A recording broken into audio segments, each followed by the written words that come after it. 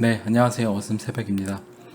네, 전 세계 패권국인 미국이 그리고 기축 통화인 달러를 보유하고 있는 미국이 앞으로 바꿔나갈 금융개혁, 그 금융개혁이라고 하면 일반적인 어떤 작은 금융개혁이 아니라 전 세계에 영향을 미칠 수 있는 금융 시스템 개편, 그러니까 우리가 사용하고 있는 은행 시스템 및 은행의 지불 준비금 제도, 그리고 중앙은행에서 발권 등 여러 가지들이 다 한 번에 전 세계가 바뀔 수 있을 만한 파급력을 보유한 게 이제 미국인데, 기축 나라이다 보니까 그 미국에서 앞으로 금융 시스템 개혁을 어떤 식으로 벌일지에 대한 제 견해에 대한 이야기를 좀 오늘 시간에 드리고, 그것이 암호자산 시장에 이제 어떤 영향을 미칠지 그런 것들 보면서 마무리하도록 하겠습니다. 그리고 마지막으로는 많이들 이제 저도 투자하고 있고 많이들 관심 갖고 계시는 XRP 차트도 한번 마지막으로 보고 마무리하도록 하겠습니다. 그래서 첫 번째로는 우리가 통화 가치의 힘은 어디서부터 나오는가? 그래서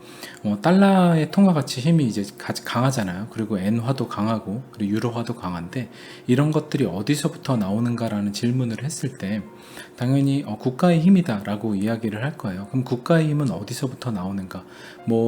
국가의 힘이 군사력도 있고 여러 가지 다 있을 수 있지만, 결국에는 그 군사력을 어떻게 보면 갖추고 무기를 만들고 하려고 하면 결국에는 그 나라에 돈을 벌어와야 되고 수출을 잘 해야 되고, 결국에 그런 것들이 순환 시스템이 돌아야 되는데, 결국에는 국가의 힘 그리고 통화가치 힘으로 올라가면 결국에 자국의 기업의 경쟁력이라고 생각을 하거든요. 그래서 기업의 경쟁력을 키우는 데는 내수 시장의 사이즈도 있고, 그래서 중국 같은 경우가 이제 인구가 굉장히 많고 미국이 이제 일본이나 여러 나라를 견제를 하기 위해서 중국을 굉장히 키울 때 아직도 중국 내부에는 정말 부의 불평등이 굉장히 심해서 농민 같은 경우는 정말 한 달에 3, 40만 원 정도 버는 사람들도 몇억 명 된다라고 발표를 얼마 전에 이제 리커창 총리가 했었잖아요. 그런 것처럼 차이는 있지만 어찌됐던 내수시장, 그래서 인도도 굉장히 크죠. 그리고 전통 금융 세력의 지원 등 여러 가지 요인이 기업 경쟁력 키우는 데 이제 필요하지만, 결국 이제 기업 경쟁력이 국가 간의 화폐 경쟁력 환율에도 정말 큰 영향을 줍니다. 그래서 미국이 초강대국인 이유가 군사력, 그리고 인구, 금융 세력 등 다양한 원론적인 이유가 있지만, 미국이 중국의 화웨이부터 그리고 전기자동차 기업 등 여러 가지 이제 이런 어떻게 보면 4차 산업 시대를 이끌 수 있는 그런 기업들을 견제하는 이유는 역시 이제 같은 맥락인데, 기업의 경쟁력이 결국에 국가의 힘이기 때문에 그 기업들의 힘을 죽여놔야 결국에 국가의 패권을 유지할 수 있기 때문에 미국이 이런 기업들을 이제 어떻게 보면 패권 싸움의 과정에서 이런 것들을 죽이고 있는 거고요. 그래서 기업의 힘이 결국 이제 국가의 힘이다라고 말할 수가 있고, 미국의 수많은 이제 초기업들을 보면 구글, 애플, 아마존, 테슬라, 스페이스X도 있죠. 이건 이제 식수지나 그리고 지금 이제 우주 방위군 이런 여러 가지 다 봤을 때 굉장히 이제 주요한 기업으로 여기에 또 제가 선정해서 넣었고요. 마이크로소프트, 페이스북, 넷플릭스들 다 보면 글로벌에 영향을 미치고 있는 플랫폼 기업들 및 첨단 기술 기업들이에요. 그래서 이런 전 세계의 플랫폼 및 첨단 기술 산업까지 모든 부분을 장악한 기업 대부분이 미국의 자국 기업이다. 이제 미국 기업이다라는 이야기고, 3차 산업 때부터 국가 주도의 공기업보다는 사기업이 경쟁력을 갖고 성장을 해왔다. 그래서 3차 산업부터 이제 인터넷 기업들이 나오면서 그 전에 건설업이라든지 그 다음에 굴뚝 공장 생산하고 철강 이런 쪽에서 결국에 3차 산업 인터넷으로 넘어오면서 공기업보다는 사기업 벤처들이 엄청나게 닷컴버블 이제 이후부터 사기업들의 경쟁력이 사실상 국가의 힘으로, 사기업들의 힘이 국가의 힘으로 받쳐주는 그런 시대로 왔다. 그리고 4차 산업 시대는 더욱이 더 공기업의 역할은 제한적일 수밖에 없고, 왜냐하면 이런 초기업들이 대부분의 모든 산업과 이런 것들을 다 장악하고 있기 때문에, 이런 어떻게 보면 아마존 아래로 뭔가 물류 창고부터 시작해서 그 물류 창고에 들어가는 기계를 만드는 회사, 이런 데들이 다 어떻게 보면 아마존 하위 기업으로 존재를 하는 거예요. 그러다 보니까 공기업보다는 사기업의 역할이 더 많이 부각되는 그런 시대로 우리가 가고 있다라는 걸 우리가 이제 여러분들도 이미 많이 얘기를 들으셔서 아실 것 같고요.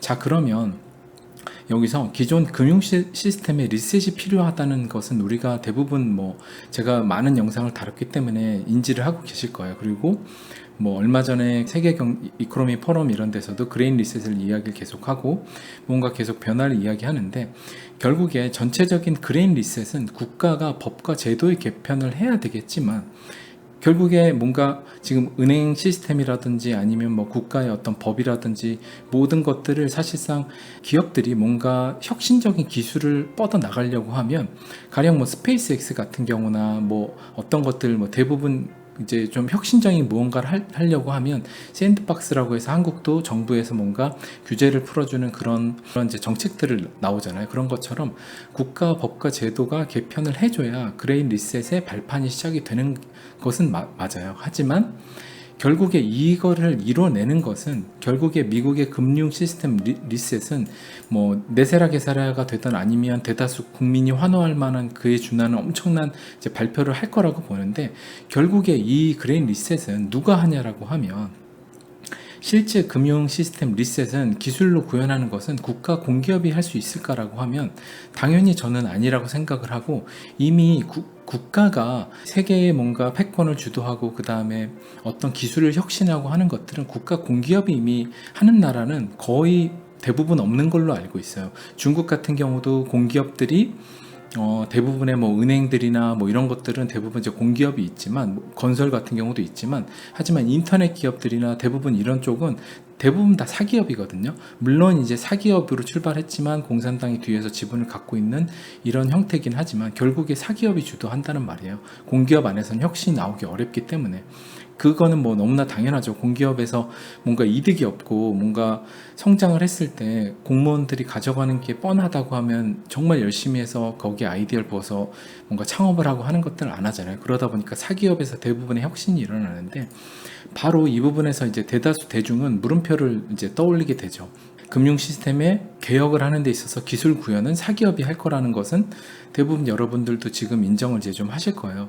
그러면 미국이 사기업 기술을 채택을 해서 전 세계 디지털 통화 시대의 우위를 점할 것이라고 저는 생각을 하는데, 여기에서도 동의를 안 하는 사람들도 있더라고요. 그건 당연히 동의를 안 할 수도 있는데, 제 이제 지인 같은 경우도 여기서 이제 저와 논쟁을 많이 펼쳤는데, 디지털 통화라는 것 자체는 일반 인터넷이나 이런 어떻게 보면 사기업 쪽에 속할 수 있는 이제 범주의 어떻게 보면 공공재가 아닌 부분이기 때문에 국가가 공기업이 주도하지 않아도 사기업이 주도해도 된다. 하지만 통화라는 것은 공공재이기 때문에 국가가 무조건 주도해야 된다라는 이야기를 하더라고요. 그래서 굉장히 저도 설득력 있는 얘기고 당연히 그럴 수 있다라고 이야기를 생각을 했어요.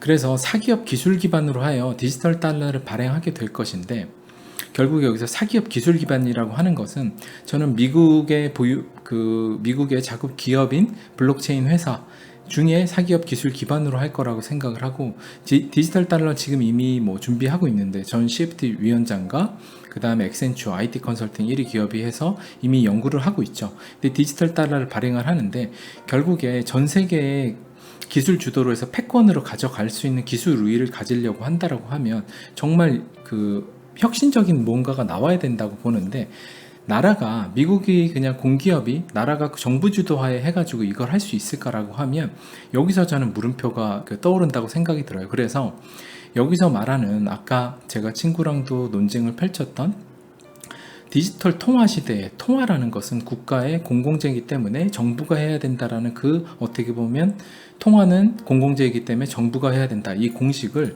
여기서 저는 퀘스천 마크가 있거든요. 그래서 이 통화라는 것을 정부가 꼭 발행을 해야 되는 시대가 아닌 시대를 우리가 이미 도래한 게 아니냐. 그래서 전 세계의 패권을 가져가려고 하면 블록체인 기술이나 통화 시스템 역시도 지금 이미 리플사를 여기서 이제 언급을 하면 조금 조심스러울 수는 있지만, 리플사가 이미 전 세계 중앙은행들과 협의도 하고 있고, 그 다음에 이미 소액 송금에서 굉장히 혁신적인 방법으로 스위프트를 사용하지 않고 굉장히 빠르고 저비용으로 지금 송금을 하는 것을 이미 실행을 하고 있죠. 그래서 그 좋은 기술 기반으로 디지털 달러를 발행하게 되고, 물론 리플사가 이 기반의 채택이 안 될 가능성도 굉장히 높아요.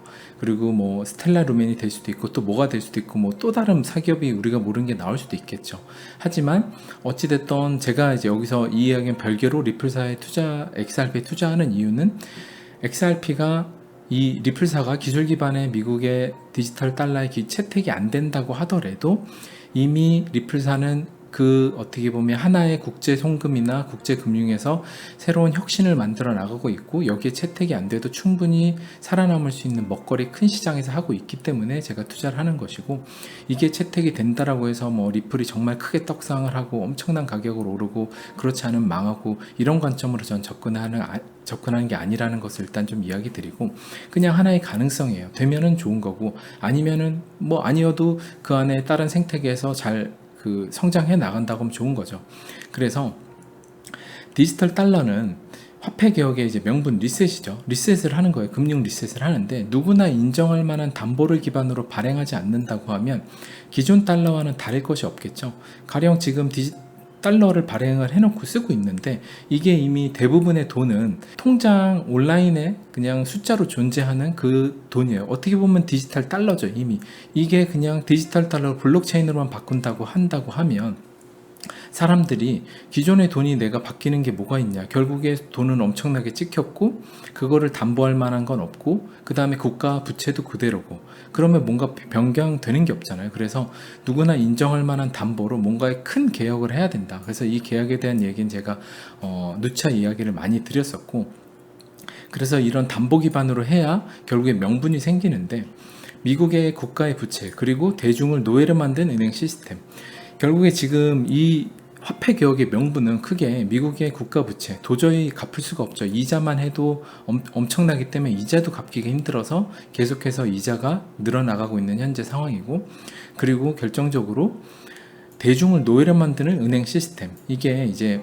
뭐 여러분들이 이미 다 잘 알고 계시겠지만 설명을 좀 드리면, 사기업인 이제 연준, 돈을 찍어내는 연방준비은행이 이제 사기업인 건 여러분도 아시죠? 사기업인데 국가가 발행권을 갖고 있지 않아요. 여기서 돈을 찍어내고 그걸 다시 자신들의 은행, 결국에 또 뭐 JP모건 은행부터 해서 결국에 사기업 연준 이 뒤에 숨어 있는 주주들이 표면에 나서 있는 은행들이 또 있어요. 이 은행들한테 돈을 또 줘요. 그럼 이 은행이 돈을 받아서 정말 말이 안 되는 시스템인데 1조를 받아요. 1조를 받으면 한 10% 정도라고 할게요. 지급 준비의 10%. 그러면 10%만 남기고 1,000억만 남기고 9천억은 또 돈을 빌려줘요. 그 다음에 돈을 빌려주면 또 거기서 이자가 들어오고 원금 회수가 되죠. 그럼 거기서 또 들어온 돈에서 다시 또 10%만 남기고 또 돈을 빌려줘요. 그러면 무한정 이자가 들어오고 또 다시 90% 대출해주고 이걸 무한정 반복하면 사실 은행은 그냥 처음에 1조를 가지고 시작을 해서 돈이 무한정 늘어나는 시스템인 거예요. 이거를 지난 어떻게 보면 미국 같은 경우 근본위를 깨고 본격적인 이제 연준이 장악된 이후로부터 계속해서 이거로 은행들의 배를 불린 건데, 이거를 하다가 결국에 파생 상품까지 은행들에서 파생 상품에 또 파생 상품을 만들어서 정말 하이리스크로 만든 게 2008년에 터진 게 서브프라임 사태죠. 그게 이제 터진 거고, 그래서 이 시스템에 문제가 있다라고 이제 계속 이야기는 하지만 이거 개혁을 아직 못 하고 있는 거예요. 그래서 이 말도 안 되는 현행 시스템, 크게 위에 이 두 가지 부채와 노예로 만든 은행 시스템을 이번에 미국에서 개혁을 할 거라고 전 보고 있어요. 근데 이제 너무나 큰 변화이기 때문에 다들 말이 안 된다고 생각을 할 수 있겠지만, 저도 당연히 이제 너무나 큰 변화이기 때문에 우리가 은행 시스템이 바뀐다? 뭐 상상이 안 가죠. 하지만 영국 역시도 화폐 발행권이 처음에 사기업, 금융 세력한테 있었다는 것, 그리고 다시 이제 국가로 찾아왔는데 이 역사가 있어요. 영국 같은 경우에 이제 좀 보면 영란은행이죠. 영란은행이 처음 1964년에 설립을 했고, 64년에 설립을 해가지고 로스차일드가 이제 프랑스하고 전쟁에서 국채로 엄청난 이제 돈을 벌고 그거를 다시 영국 국채를 닥치는 대로 사들여서 20배 차익을 누린 다음에 영국 정부의 최고 채권자로 등극을 해요. 이제 로스차일드라는 그 어떻게 보면 금융 세력이. 그래서 영란은행에 영국 이제 어떻게 중앙은행의 실권을 장악을 하고 그 다음에 영국의 통화 공급량과 채권 금리를 좌우할 수 있게 된다. 그래서 민간은행인 영란은행을 중앙은행으로 탈바꿈시켜서 영국 정부로부터 8%의 이자를 금화로 받고 돈을 빌려주게 된 것이다. 사실 이게 말이 안 되죠. 이제 영국 정부로부터 8%의 이자를 금화로 받아요. 실제 돈을 받고 차용증을 써주는 거예요. 그래서 시장에 돈을 돌리는 거죠. 그래서 엄청난 금화를 이제 가져가게 된 거죠. 그래서 실제로 대영 제국의 가장 강력한 통치자가 되었다. 그래서 로스차일드가 실제 돈의 발행권을 장악하는 자가 그 나라의 어떻게 보면 나라의 왕이 된다라는 식으로 이제 발언한 그 명언도 있는데, 그 이후로 로스차일드 가문은 각국의 중앙은행 장악에 초점을 맞춰줬고, 실제로 이 가문은 미국의 연방준비제도의 창립을 주도하여 오늘날까지 막강한 영향을 행사하고 있다. 그래서 공식적으로 나오지는 않았지만 이 뒤에 뭐 록펠러, JP 모건, 로스차일드가 다 있죠. 미국 이제 연준 안에.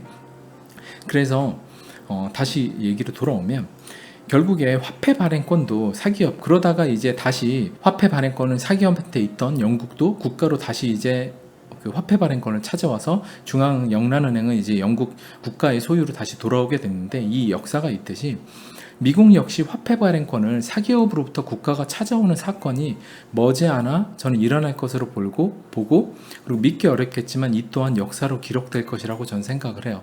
그래서 지금 예전에도 사실상 로스차일드가 장악했던 게 돌아왔고, 로스차일드가 미국 역시도 초반에 화폐 발행권을 사기업인 금융 세력한테 주지 않기 위해서 싸웠던 수많은 역대 미국 대통령들이 있는데, 뭐 암살을 당하건 어떤 의문사를 당하건 뭐 수많은 사건들이 많이 일어났어요. 뭐 거기에 존 F 케네디도 있고, 뭐 그 앞에 거슬러 올라간 많은 대통령들이 있어요. 요번에 이제 트럼프 대통령이 이거를 성공한다라고 하면 화폐 발행권을 다시 찾아와서 이게 역사로 기록이 되겠죠. 만약에 그렇지 않고 실패한다라고 하면 요번에 또 사기업으로부터 찾아오지 못하겠지만, 근데 이제 분위기로 보면 찾아올 수 있을 거라는 생각을 하고 있고, 그래서 또 이런 이야기를 드리는 거고, 머지않아 이제 가까운 시일 내에 일어날 수 있는 일이고 역사로 기록될 일이다. 그래서 한국은행도 중앙은행, 일본의 중앙은행, 그리고 미국의 중앙은행은 이제 본질적으로 다른데, 이게 본질적으로 뭐가 다르냐라고 하면, 미국은 기축달러 보유국이잖아요. 그리고 전 세계 패권국이기 때문에 미국의 화폐 개혁이라고 하는 것은 전 세계 금융화폐 개혁이다. 그래서 이게 한국에서 중앙은행이 발행하는 돈과 한국에서 찍어내는 디지털 원화, 이제 내년 말까지 베타 테스트를 끝내는 디지털 원화와 미국에서 발행하는 디지털 달러와는 그 무게감 자체가 이제 다른데, 결국에 미국에서 발행하는 것은 어떤 기반으로 발행하느냐에 따라서 전 세계의 화폐 발행 시스템의 큰 틀 자체가 바뀐다고 생각을 하시면 될 것 같아요. 왜냐하면 진짜 돈은 지금 달러잖아요. 원화는 세계 다른 나라 가면 종이 조각일 뿐이고, 달러는 전 세계 어디 가도 통용이 될 수 있고, 그렇기 때문에 그 미국의 달러를 제외한 수많은 돈들, 대부분 뭐 한국 같은 경우는 말도 못하고 그나마 유로나 엔화 같은 경우는 좀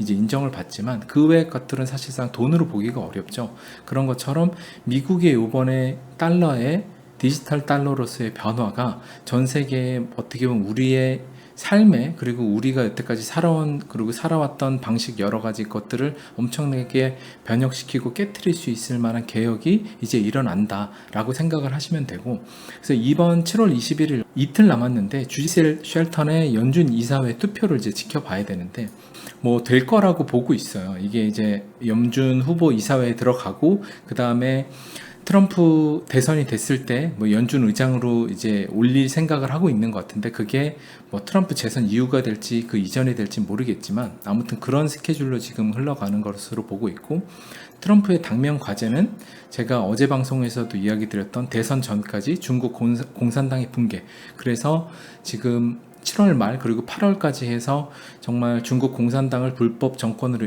발표를 하고, 뭔가 본격적인 이제 어떻게 보면 타격에 들어간다. 이게 물리적과 그 다음에 경제 조임과 여러 가지가 이제 들어가는데, 그래서 재선 이후 또는 이전에 금융 시스템 개혁 발표, 이게 이제 뭐 네세라 게세라가 될 수도 있고요. 아니면 그에 준하는 다른 정말 큰 그 대격변을 발표를 할 수도 있고, 무언가 발표를 전 할 거라고 보고 있어요. 그래서 크게 두 가지로 볼 수 있고, 영국, 미국이 근본이제를 버리고 종이화폐 시대로 가면서 얻은 것과 잃은 것은 무엇이 있냐라고 하면, 얻은 것은 자국의 이제 기득권, 결국에 근본이제를 버릴 때면 패권을 유지하기 위해서 뭐 금을 돌려달라는, 뭐 닉슨 대통령 때도 그랬고 금을 돌려달라는 거 영국도 마찬가지고, 그럴 때 결국에 근본이제를 폐기하고 화폐 발행을 이제 함으로써 자국의 이제 기득권을 유지해 나가기 위해서 이제 그때 그런 선택을 한 거죠. 근본위제를 버린 건데, 결국에 이제 사회가 성장을 하고 나라가 성장을 하고 산업혁명을 하면서 결국에 유동성이 돌아야 되고 하는데, 어떻게 보면 이제 무역도 하다 보니까, 근데 무역을 하다 보면 무역 불균형이 금에 따라서, 금에 고정돼 있으면 그게 패권을 가져가는 데서 굉장히 불리하거든요. 그래서 근본위제라는 것은 부의 편중을 막는 굉장히 좋은 시스템이었는데도 불구하고 어떻게 보면 악마와 손을 잡았다고 할 수 있을 정도로 그렇게 근본위제를 버린 게, 어떻게 보면 당시에는 이제 이득을 쫓은 건데 그런 이제 사건으로 볼 수 있고, 그걸 얻기 위해서 당연히 금융 세력의 지원이 필요했겠죠. 그러니까 모든 일은 기브 앤 테이크인데 금융 세력의 지원을 필요했죠. 그러면 금융 세력의 지원을 받아서 기득권을 가져가고 근본위제를 버리고, 그 다음에 금융 세력한테 이득을 줘야 되잖아요. 그래서 잃은 것은 부의 독점, 은행 시스템을 이제 금융 세력한테 줌으로써 화폐 발권며, 그 다음에 은행을 소유하는 것, 뭐 지급 준비율 제도부터 이런 것들 다 함으로써 금융 세력한테 무한정 부를 쌓이게 하는. 그래서 뭐 소득세라든지 사람들이 일을 해서 세금을 내면 결국에 은행은 10% 지급 준비율만 두는데 돈을 무한정으로 빌려주고 그다음 이자를 받잖아요. 근데 그렇게 할 수 있는 능력을 왜 그 사기업인 은행이 그걸 갖고 있냐라는 거죠. 결국에 그 은행이 그걸 갖고 있는데 결국에 그런 소득세를 내고 하는 것들이 정부로 들어가서 정부는 다시 은행들한테 그 돈을 주는 거죠. 그러니까 결국에 금융 세력이 이제 독점되어서 전 세계 부의 99%를 가져가는 현상이 되는 거죠. 그래서 지금 이것들을 어떻게 보면 지난 역사에서 얻은 것과 잃은 것이 있는데, 근본위제를 버리면서 이 종이화폐 시대로 가면서 이런 것들을 우리가 볼 수 있고, 제가 여기서 이제 한 가지 좀 이야기를 드리고 싶은 것은, 요새 이제 저도 뭐 유튜브 방송이나 제 댓글이나 여러 가지 이제 뭐 달아주시는 것들이나 메일을 통해서 저도 많이 접하고 하는데, 제가 조금 드리고 싶은 이야기는, 다양한 유튜브 정보 채널이 존재하잖아요. 그리고 모두 각기 다른 생각에 자신의 생각을 이야기를 하고, 이게 누가 맞았다 틀리냐, 사실 뭐 정말 말도 안 되는 소리 하는 사람이면 당연히 지탄을 받아야 맞겠지만, 다 각기 어떻게 보면 제 채널 역시도 어떤 분들도 많이 얘기를 하세요. 정말 어떻게 보면 너 생각을 그렇게 말도 안 되는 게 이야기하냐. 근데 그분의 말이 틀리지가 않은 게, 역시 제가 이렇게 보는 생각을 이야기하는 게 제 이야기가 다 맞을 수 없잖아요. 그냥 뭐 10%만 맞을 수도 있고 아니면 50%만 맞을 수도 있고, 그거는 뭐 그냥 시대가 지나봐야 알 수 있는 거기 때문에 결국에 각기 다른 자신의 생각을 이야기를 하는 건데, 중요한 것은 전 이제 다양성의 인정이라고 생각을 해요. 결국에 여러분도 여러 채널을 듣는 데 있어서는 다양성의 생각을 듣기 위해서 이제 들으시는 거고, 여기서 이제 저도 이야기를 많이 하지만 이득을 위해서 좋지 않은 코인을 추천을 하거나, 그리고 뭐 주식을 추천하거나, 그리고 또 정말 검증 안 된 신규 거래소를 추천해서 다단계로 그 어떻게 보면 해당 유튜버의 뭐 추천 이제 링크 통해 가지고 이득을 보거나 하는 것들은 문제가 있다라고 봐요. 저도 이런 것들은 잘못됐다라고 보는데, 결국에 얼마의 돈을 받고 광고를 해주는 건데, 어떻게 보면 방송 보는 사람들 중에 좀 어떻게 보면 신규 사람들이 이런 것들 보고 큰 피해를 입을 수 있기 때문에 이런 것들은 문제가 있다라고 보지만, 뭐 네세라 게세라라든지 영적 전쟁, 이제 우리 저기 해밀리 H 채널님이 이야기하시는 거라든지, 이런 것들이 이런 의견을 말한다고 해서 이게 마치 사기꾼이나 또는 뭐 정신 나간 사람처럼 몰아가는 것은 전 좋게 보이지는 않아요. 이게 저도 영적 전쟁이라고 지금에서는 제가 이제 다른 관점으로 이야기를 드렸지만, 저 역시도 뭐 다른 관점 이야기를 할 수 있죠. 하지만 이게 맞을 수도 있는 거예요. 그리고 네세라 게세라가 일어날 수도 있는 거고, 아니면 네세라 게세라라고 이름만 붙이지 않았는데 비슷한 정도의 큰 금융 개혁이 일어날 수도 있는 거예요. 근데 그건 알 수가 없잖아요. 근데 이것들을 이야기한다라고 해서 마치 이런 식으로 몰아가고 이야기를 하는 게 과연 올바를까라는 생각이 들어요.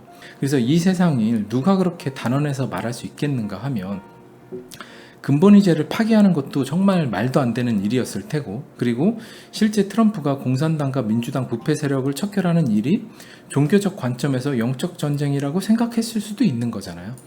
뭐 당연히 민주당이 공산당 이제 중국을 미국이 엄청 키워주면서, 지금은 이제 민주당 역시도 저는 중국을 이제 어떻게 보면 G2에서 내려야 된다, G2에서 이제 붕괴시켜야 된다라고 생각을 하고, 어떻게 보면 이제 그 미국이 이제 중국을 견제하는 스탠스로 바꿨다고 생각을 하지만, 이때 당시 이제 또 결탁해서 가고 있기 때문에 아직도 근데 소수의 뭐 민주당 같은 경우는 중국의 치부를 많이 잡힌 사람들은 아직도 중국 편을 들고 있는 사람도 물론 있겠죠.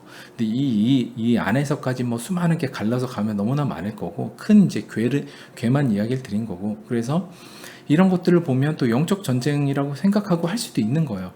이제 뭐 기독교 국가이긴 하니까 미국이 그렇기 때문에 이런 것들이 너무 한쪽 방향으로 안 좋게 이야기하는 사람들이 있는 것 같아서 그거는 이제 저한테 채널에도 뭐 댓글이나 이런 걸 말씀 주셔도 저는 그 부분에 대해서 그냥 다양성을 인정을 하고 그럴 수도 있다라는 정도로 이야기를 드리니까 앞으로 벌어질 일들에 대해서 제 채널에서 이야기 드리는 이런 것들도 제가 제 견해를 이야기 드리는 것이지 여기에 너무나 많은 큰 의미를 부여하셔서 이런 관점에서 제가 보고 있다라는 정도로 좀 오늘 방송은 정리를 하고 제가 마지막으로 이제 XRP 차트를 보고 오늘 방송을 마무리하도록 할게요. 저는 지금 XRP가 제가 계속 이야기 드리지만 사실 여기서도 이렇게 가다가 뚫고 올라가서 이평선들을 수평으로 좀 폈잖아요. 피고 여기서 올려가면서 여기서 올렸을 수도 있는 거죠. 그건 뭐 이때 타이밍에 금융 세력이 뭔가 가야 되는 타이밍이라고 하면 이때 올라갈 수도 있는 거고 물론 막 이때 이럴 때는 아직 어떻게 보면 축적이 별로 안 됐기 때문에 볼륨도 별로 안 터졌잖아요. 볼륨이 여기서 한번 터지고 이렇게 했는데 볼륨이 이 정도 볼륨이 터져야 되는데 여기만 하면 이 정도 볼륨 터지고 축적이 되긴 좀 아쉬우니까 여기까지는 아니더라도 뭐 이때 타이밍부터는 가려고 마음 먹었다고 하면 갈 수도 있었겠죠. 그래서 언제 어떻게 갈지는 사실 알 수는 없지만 제가 이제 그냥 이평선 관점으로만 좀 본다라고 하면 아직은 이게 이제 어떻게 보면 여기는 이제 좀 돌렸고 그리고 저는 지금 관점이 한 이쯤 정도 되지 않을까 한 요번에 이렇게 한번 어떻게 보면 좀 올라오는 모양새를 만들고 까지 뭐 한 여기 정도까지 올라오는 정도의 한 여기까지 올라오면 스텔라 루멘 정도 올라온 거죠.